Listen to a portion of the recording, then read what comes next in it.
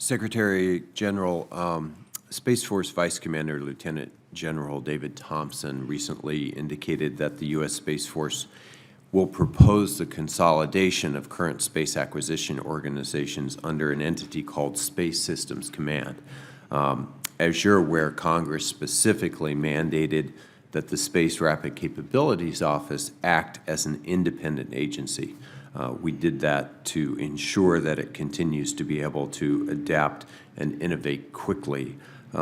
What consequences would this kind of consolidation have on the organization's ability to innovate as Congress intended? Our mission will be to design the system so that we optimize creativity and adoption of technology in the use of our space assets. So, I'm sorry, say that again. We'll be designing things with the intent to have optimized technology for our space resources. So you think by consolidating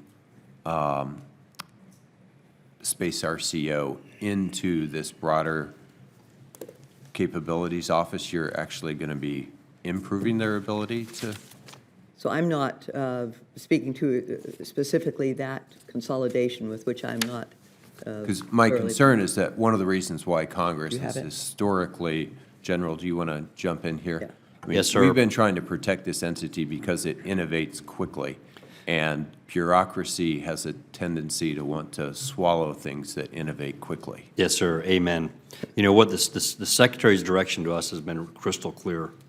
While there will be a lot of discussions about administrivia and bureaucracy, our job is to deliver capability and deliver it fast at the speed of relevance, because that's exactly what the threat countries are doing. And Space RCO, as designed, and you had a huge hand in putting that together, it needs to stay independent, and it needs to be able to move fast without a lot of, lines and boxes that are all, get a chance to vote on what they're doing.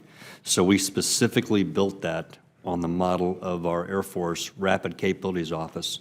Same board procedures, same authorities to move fast, and so we want to keep it independent. That was the answer I was hoping I might hear.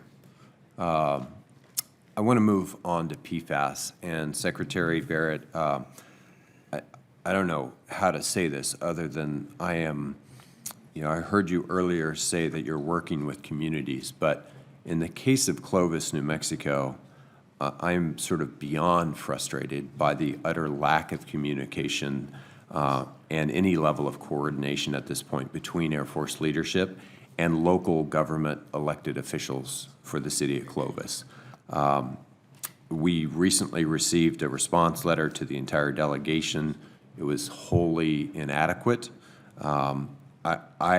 This is a community that has bent over backwards for decades with great pride to host the Air Force in their community, and they feel like they're getting absolutely stonewalled right now. So I want to ask you if I can have your commitment that you will direct whoever the appropriate Air Force personnel are to establish direct communications with local officials in Clovis to work together to remedy the PFAS situation there. You have my commitment. Thank you very much. I also want to ask you, with regard to the authorities that were given to the Air Force in the most recent NDAA, if you will work with New Mexico and state and local officials to find a permanent PFAS solution and actually use those authorities that Congress gave the Air Force in the NDAA. We are doing research now, and we'll continue to do that. It is a Navy lead, but the Air Force is working it as well. Because one of the things we did when this issue popped up is ask the former secretary, what can you do and what can't you do? Mm-hmm. And she was very blunt about what she couldn't do. We changed much of that in the NDAA, and we'd like to see you use those authorities. I want to move on to MQ-9s, and Congress obviously appropriated a lot of money for MQ-9 training. That money was taken by the President to pay for third-century technology being deployed along our southern border. I want to know what the plan is because these folks are training in very substandard conditions over a sinkhole in a building that couldn't pass code enforcement in a third world country.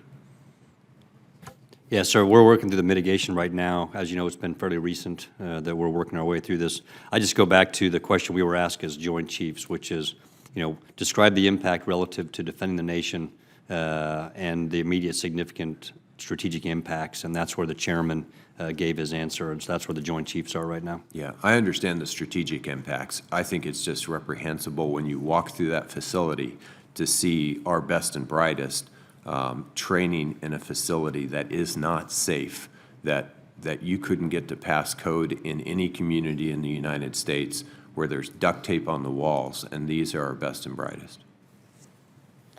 Thank you, Senator Heinrich.